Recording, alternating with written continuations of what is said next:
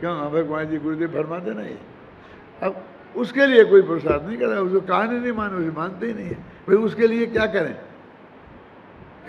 रुचि कर, रुचि कैसे करें?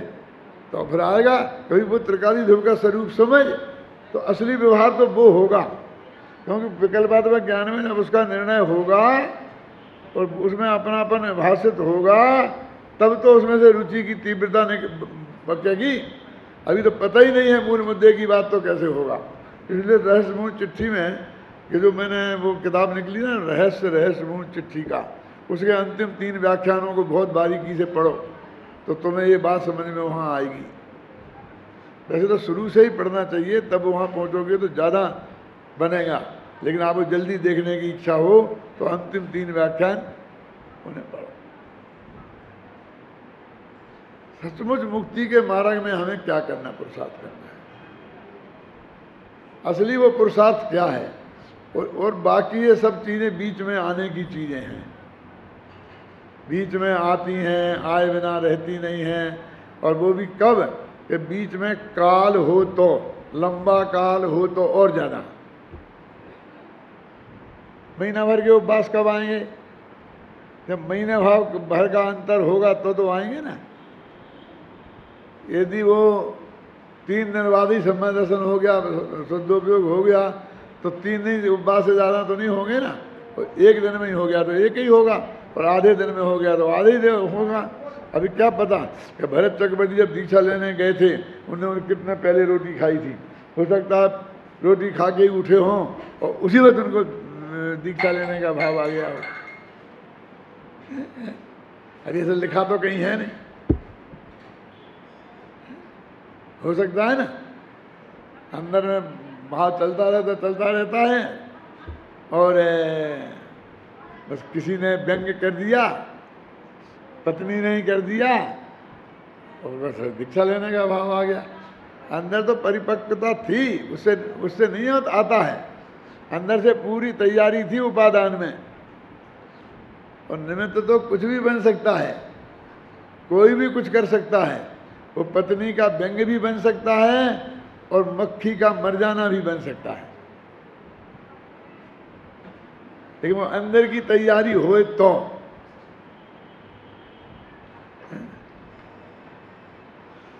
वो असली पुरुषार्थ वो है। ये बात पावधिकार समझाना चाहते हैं, गुरुदेव भी कह रहे हैं। देखो अपन आगे पढ़ते हैं। जिनको अंतरंग में चैतन्य स्वभाव में एकाग्र होने की ओर झुकाव तो हुआ नहीं, केवल बाहर से ज्ञान की बातें करते हैं बस। इससे भिन्न, राग से भिन्न, फलाने, केवल ज्ञान से भिन्न। वे नियम से मिथ्या दृष्टि हैं तथा जो स्वभाव की दृष्टि की एकाग्रता का विचार तो करते हैं, किंतु जिन्होंने स्वरूप का प्रत्यक्ष आस्वाद नहीं किया, वे भी सम्यक के सन्मुख मिथ्या दृष्टि जीव हैं। यह 2 प्रकार के जीव लिए हैं, एक स्वराग की क्रिया में धर्म मानने वाले, और दूसरे ज्ञान की मात्र कोरी बातें करने वाले। मैं ये कहता हूँ कि जो दूसरे प्रकार के लोग हैं ना, ये कौन है?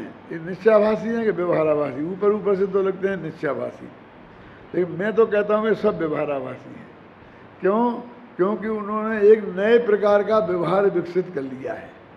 वो पूजा पाठ वाला व्यवहार छोड़ दिया है और तत्व चर्चा नाम का व्यवहार शुरू कर दिया है, और तत्व चर्चा के नाम पर गप्पे ठोकते हैं। तत्व की खबर नहीं, तत्व चर्चा कैसे होगी? ऐसा नहीं समझना। में बहुत स्पष्ट है, सम्मान दर्शन नहीं है ना, तो बहुत काल तक तत्व की सही जानकारी रहे और व्यवहारिक प्रतीति रहे और सम्यक दर्शन नहीं हो, ये संभव नहीं है।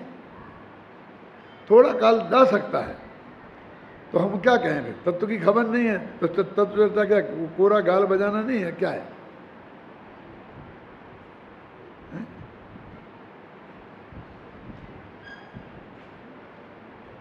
इसलिए मैं कहता हूँ वे सब व्यवहाराभासी ही हैं। उनका क्रियाकांड नए तरीके का हो गया है।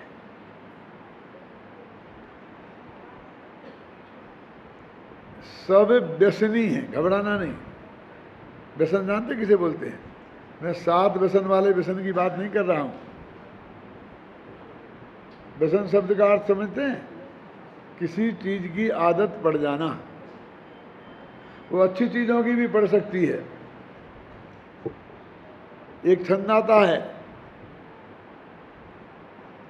विद्या व्यसनम व्यसनम केवल हरिपाद सेवनम व्यसनम। कोई व्यसन बुरी चीज है। यदि कोई अच्छा व्यसन है तो विद्या का व्यसन, तत्व का अभ्यास और जिन्होंने भगवान के चरणों की सेवा, ये अच्छे व्यसन है। इनको भी व्यसन कहते हैं। व्यसन माने बुरे नहीं होते, व्यसन माने अच्छे नहीं होते, व्यसन माने तो आदत होती है। किसी चीज़ की हमें आदत पड़ गई, यदि घूमने की आदत पड़ गई कि सुबह घूमने बिना नहीं जाए तो ऐसा लगता है जैसे आज कुछ अधूरा अधूरा रह गया है कुछ, है ना? तो वो भी वो घूमने का एक व्यसन है। क्या? और सभी व्यसन 7 व्यसनों जैसे छोड़ने लायक हैं ऐसी कोई बात नहीं है, लेकिन वो व्यसन तो ऐसा ही उसको हर एक की कुछ आदतें हो जाती हैं सुबह से शाम तक ऑटोमेटिक। वो एक आदमी दिनचर्या के बड़े पक्के हो जाते हैं। वो रात के 2 बजे सोएं तो भी 5 बजे उठ जाएंगे, और शाम को 8 बजे सोने वाले भी नहीं उठ पाएंगे। और उन्हें 5 बजे तो बहुत महान होंगे वे, तो उन्हें 5 व्यसन हो गया है, 5 बजे उठने की आदत हो गई है। हम तो न मालूम कहाँ कहाँ महानता घुस जाती है हमें। जरा अभी कुछ थोड़ा सा हटके हुआ इस जगत से और हमें अपने में महानता का भ्रम हो जाता है। तो वो तो कहते ये व्यवहारिक क्रियाकांड है ना, और उस प्रवृत्ति में वो रोजाना करेगा, उस टाइप के स्वभाव रोजाना करेगा, और ऐसी इसकी क्रिया चलती रहती है। जिनको अंतरंग में चैतन्य स्वभाव में एकाग्र होने की ओर झुकाव तो हुआ नहीं और केवल बाहर बाहर से ज्ञान की बातें करते हैं, वे नियम से मिथ्या दृष्टि हैं तथा स्वभाव में दृष्टि की एकाग्रता का विचार तो करते हैं, किंतु जिन्होंने स्वरूप का प्रत्यक्ष आस्वाद नहीं लिया है वे भी सम्यक्त के सन्मुख मिथ्या दृष्टि, वे भी मिथ्या दृष्टि, ये सम्यक्त के सन्मुख मिथ्या दृष्टि है। ये कितनी बारीक है कि एक समय पहले तक मिथ्या दृष्टि और एक समय बाद सम्यक दृष्टि। तो पहले कोई ना कोई खाते में तो डालना ही पड़ेंगे ना। तो निश्चयाभासी, व्यवहाराभासी, उभयाभासी में तो डाल नहीं सकते हैं, क्योंकि इनमें तो वही स्थूल भूलें होती हैं। वही स्थूल भूल तो रही नहीं। तत्व के निर्णय में आगम के आधार से, गुरु के मुख के आधार से सही हो गया है। समझे? यहाँ 2 प्रकार के जीव लिए हैं, एक शुभराग की क्रिया में धर्म मानने वाले और दूसरे ज्ञान की कोरी बातें करने वाले हैं। और आप देख लो बस, आपका नंबर हमें नंबर किस में आता है? हमारा, आपका, सबका। क्यों साहब? राजकुमार सम्मदर्शन है? कहें साहब अब वो तो क्या होगा।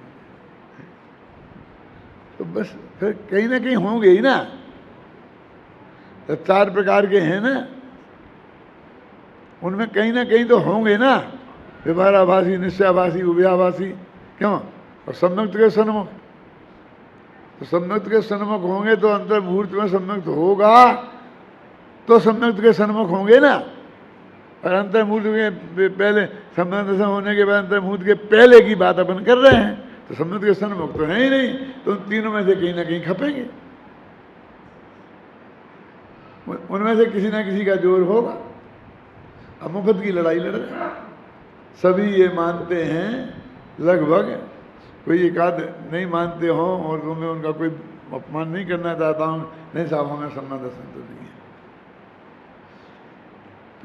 पहले एक ज़माना ऐसा था कि सम्यक दृष्टि है ऐसे मानने में बहुत गौरव हम अनुभव करते थे, और अब ऐसा आ गया है कि इतने सम्यक दृष्टि हो गए बिना सम्मदर्शन के कि अब हम सम्यक दृष्टि हैं, एक कहने में ही घबराहट छूटती है, नहीं नहीं नहीं हमने हमने हमने हमने कि गाली दे रहे, कि समझ रहे हो गाली हो रही, इतना क्यों घबरा रहा है? नहीं है तो नहीं है मान, कोई दिक्कत नहीं है, लेकिन जो घबराहट है वो तो ऐसा लगता है जैसे तेरे पे कोई इल्जाम लग रहे हैं, तूने किसी की माँ बहन को छेड़ा हो, कहीं ऐसा कुछ किया हो तो ऐसा अपराध लगता है। मैंने देवलाली में कहा था ना अभय जी आपसे, क्या कहा था कि साहब लोग कहते हैं कि डॉक्टर साहब अपने को नंबर 1 मानते हैं। मैंने कहा हाँ मानते हैं, बोलो क्या कहना है। पूज्य गुरुदेव श्री की वाणी जितनी हमने गहराई से सुनी है और बार बार उसे पढ़ी है और उसे अपनी लेखनी में बार बार कोट किया है, यदि हमने 14,000 पेज लिखे हैं तो उसमें 3,000 पेज गुरुदेव के कोटेशन निकालोगे तो 3,000 पेज निकलेंगे अभय कुमार जी, 14,000 पेजों में।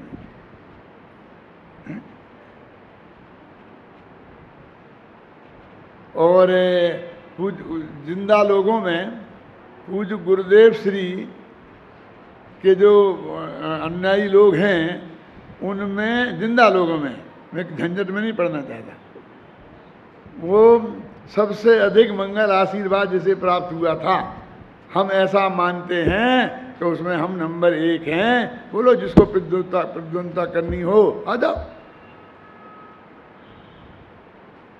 बताओ तुमने कितना पढ़ा है, कितना लिखा है, कितना सोचा है, कितना किया है, रोजाना कितने घंटे इसमें लगाए हैं।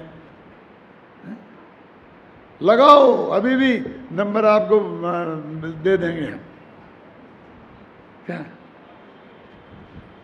क्या नंबर होगा, क्या नंबर, किसका नंबर, कैसा नंबर?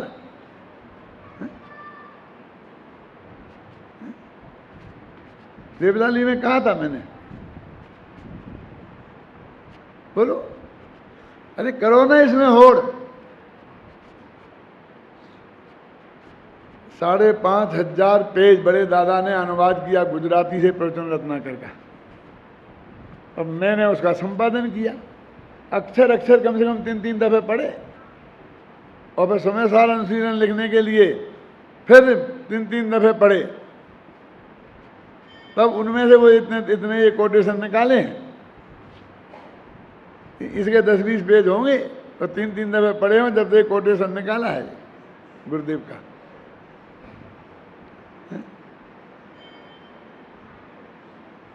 किसी ने किया हो तो बताओ ना।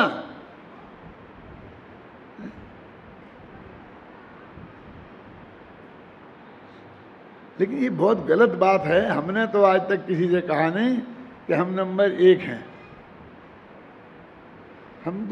हम ये मानते ही नहीं, हम तो ये मानते हैं कि एकमात्र हम ही हैं और दूसरा कोई है ही नहीं।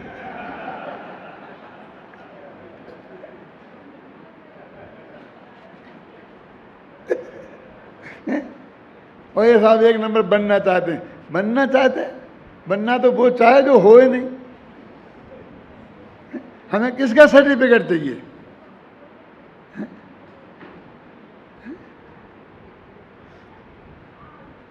इसकी गणना कब हुई थी और कौन हमारे साथ प्रतिद्वंदी था? जबरदस्ती लेना नहीं देना नहीं, आ बैल मुझे मार।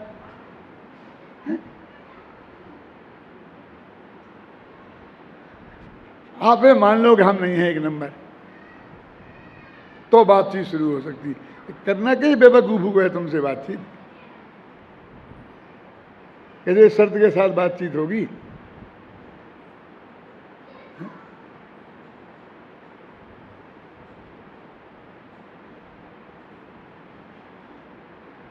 और यदि हम 1 नंबर नहीं है और नंबरीकरण हुआ है तो बताओ फिर कौन है वो 1 नंबर पे? तो हमारा नंबर बता दो, हम तो नीचे से 1 नंबर पे आने को तैयार हैं। लेकिन उन माई के लालों को सामने लाओ तो वे बताएं कि हम में एक क्वालिटी है और इसलिए हमारा नंबर ये है। क्यों?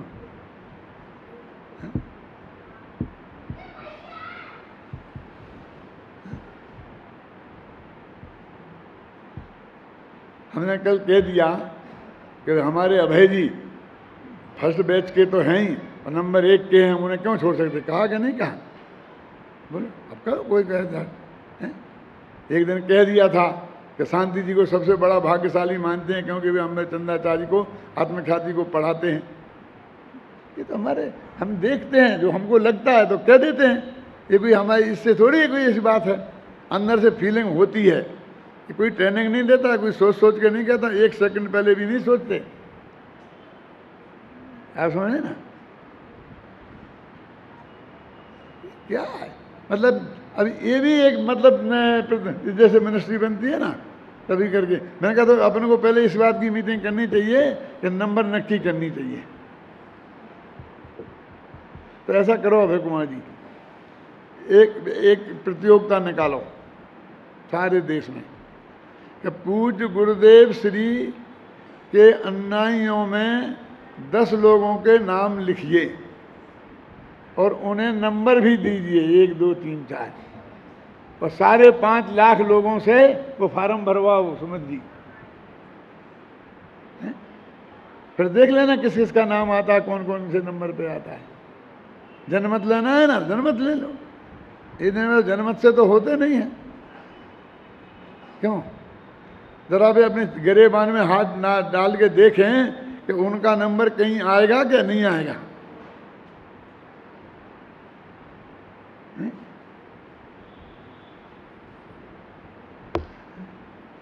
ये काल्पनिक प्रश्न खड़े करना, काल्पनिक झगड़े खड़े करना, लेना नहीं देना नहीं। अरे भैया, कोई के गुरुदेव फरमाते हैं कि हम उनसे तो अच्छे, कि किसी से अच्छे होने का नाम मोक्ष मार्ग नहीं है। क्यों? हमें तो हम अपने लिए सबसे अच्छे। क्यों? अपने लिए, तुम अपने लिए सबसे अच्छे, क्योंकि तुम्हारे आत्मा के आश्रय से तुम्हारा कल्याण होगा और हमारे आत्मा के आश्रय से हमारा कल्याण होगा। क्यों? तो हमारा आत्मा हमारे लिए सबसे अच्छा है कि नहीं है? अरे सबसे अच्छा नहीं राजकुमार, एकमात्र वो ही है जिसके आश्रय से हमें पर्याय में धर्म की प्रकट होगा। दूसरा कोई नंबर है ही नहीं। तुम्हारा तुम्हारे लिए है, हमारा हमारे लिए है। क्यों साहब? अब इन्हें कितना बढ़िया झगड़ा निपट गया 1 सेकंड में।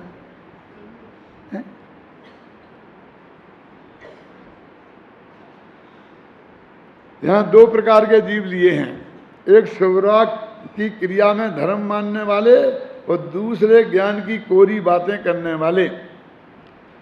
एक शिवराग को अनेक क्रियाओं में रुककर मिथ्यात्व सहित होने से संसार में डूबते हैं, शिवराग शुभ क्रिया में गुण, और दूसरे पुरुषार्थ रहित प्रमादी होकर विषय कसाय में स्वच्छंद बरतते हुए संसार में डूबेंगे।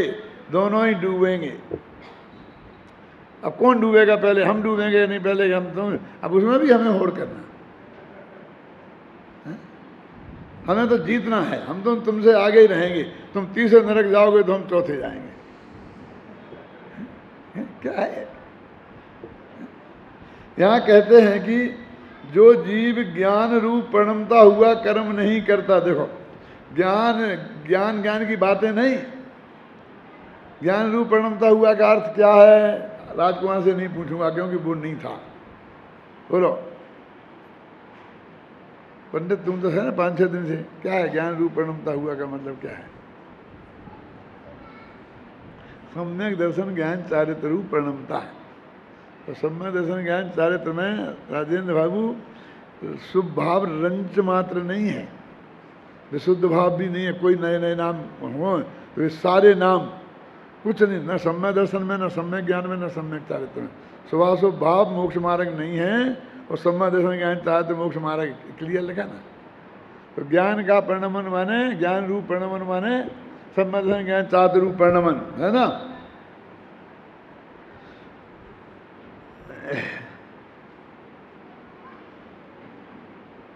यहाँ कहते हैं कि जो जीव ज्ञान रूप परिणमता हुआ कर्म नहीं करता, कर्म माने वही स्वभाव, वह भव समुद्र में तर जाता है।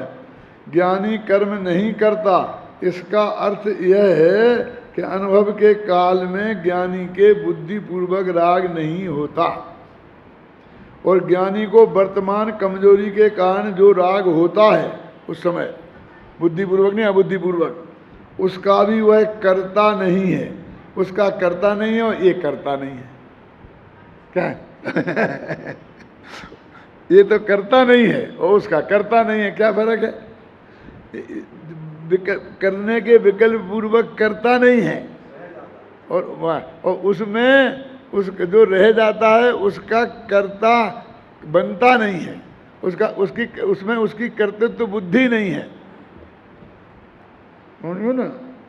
अर्थात उसके अभिप्राय में पर के या राग के कर्तृत्व भाव का अभाव हो गया है। अभिप्राय में, अभिप्राय के लेवल की बात है, जो मैंने कल कह दिया था कि ये क्रिया के लेवल की बात नहीं है। पर में व राग में अब उसके एकत्व और स्वामित्व तो नहीं रहा, बस इतनी बात है। इस कारण अब वह कर्म का कर्ता नहीं है। राग के वशीभूत होकर वह मिथ्यात्व में नहीं जाता। इस तरह निरंतर स्वरूप में उद्यमशील रहकर और प्रमाद रहित होकर संसार से तर जाता है।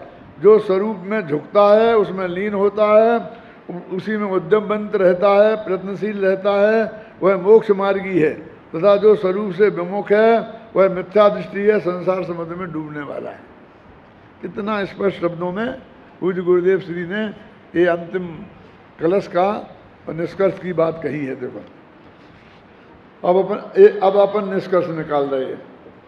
इस प्रकार इस कलश में यह कहा गया है कि कुछ लोग आत्मा के वास्तविक स्वरूप को जाने बिना, आत्मानुभव किए बिना वृत्तुपवास आदि क्रियाएं करके ही अपने को धर्मात्मा मान लेते हैं। ऐसे जीव कर्म नय के पक्षपाती हैं, एकांती हैं। इस कारण वे संसार सागर में डूबने वाले ही हैं। डूबने वाले से तो कोई समुद्र होगा, उसमें हम ऐसे डूब जाएंगे? अरे संसार में रहेंगे, उन्हें मोक्ष नहीं होगा। भाई तीसरी बात है, कहाँ रहे, स्वर्ग में रहे, नरक में रहे, उसमें क्या फर्क पड़ता है? देखो इसमें भी एक और गहरी बात बताता हूँ। बात तो सबको आना चाहिए ज्ञान में कि साहब पाप करेगा तो नरक में रहेगा और पुण्य करेगा तो स्वर्ग में रहेगा, यही है ना। लेकिन मोक्ष मार्ग में नहीं, ये नहीं है। पाप करेगा तो नरक में रहेगा ऐसा नहीं है, पुण्य करेगा तो स्वर्ग में रहेगा ऐसा नहीं है। क्योंकि नरक में और स्वर्ग में रहना तो सुनिश्चित है। जितने काल जहाँ रहना है उसके हिसाब से वह वो करेगा, उस रूप परिणमित होगा। क्या समझ में आया? यदि नेत्रमोद से कोई जीव निकला ना तो सब नक्की है। 2 इंद्रिय के भाव इतने, 3 इंद्रिय के भाव इतने, 4 इंद्रिय के इतने, असैनी 5 इंद्रिय के इतने, मनुष्य पर्याय में कितने 48 भव हैं, इतने स्त्री के, इतने पुरुष के, इतने नपुंसक के हैं। फिर वो लौट करके ऐसे ऐसे करके और वहीं का वहीं यूँ परिवर्तन पूरे करे, सब सुनिश्चित हैं बिल्कुल। तो पुण्य करेगा पाप करेगा तो स्वर्ग नरक जाएगा कि जहाँ उसका जाना सुनिश्चित है उसके अनुसार उसके भाव होंगे।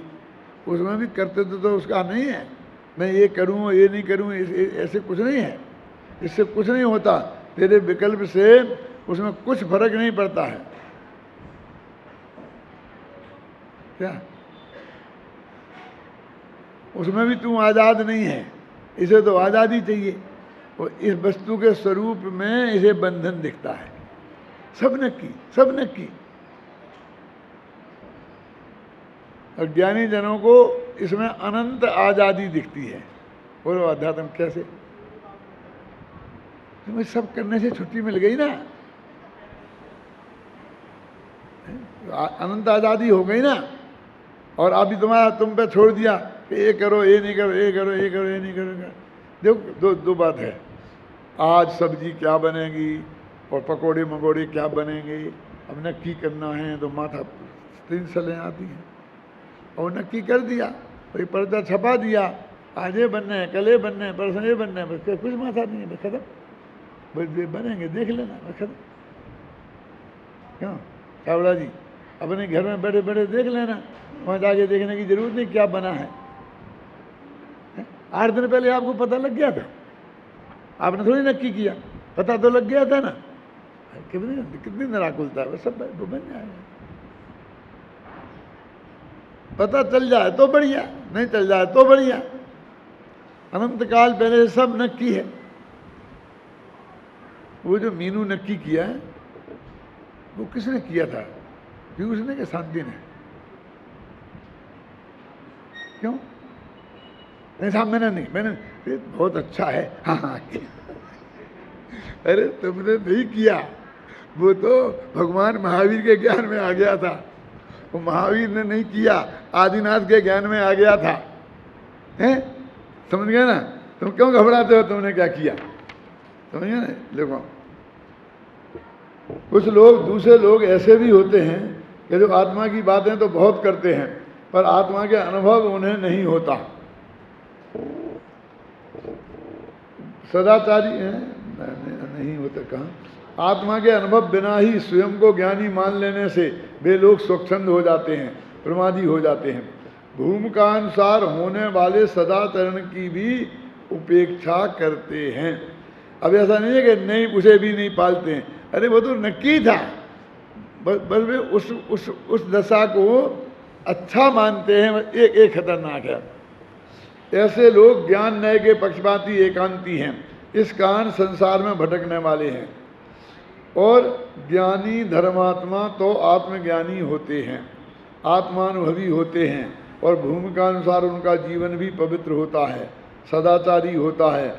ऐसा होने पर भी वे अपने उस सदाचरण को, भूमिका अनुसार होने वाले स्वभावों को धर्म नहीं मानते। उनकी दृष्टि में धर्म तो आत्मा के आश्रय से उत्पन्न होने वाला निश्चय, सम्यक दर्शन, ज्ञान, चारित्र रूप निर्मल परिणमन ही है।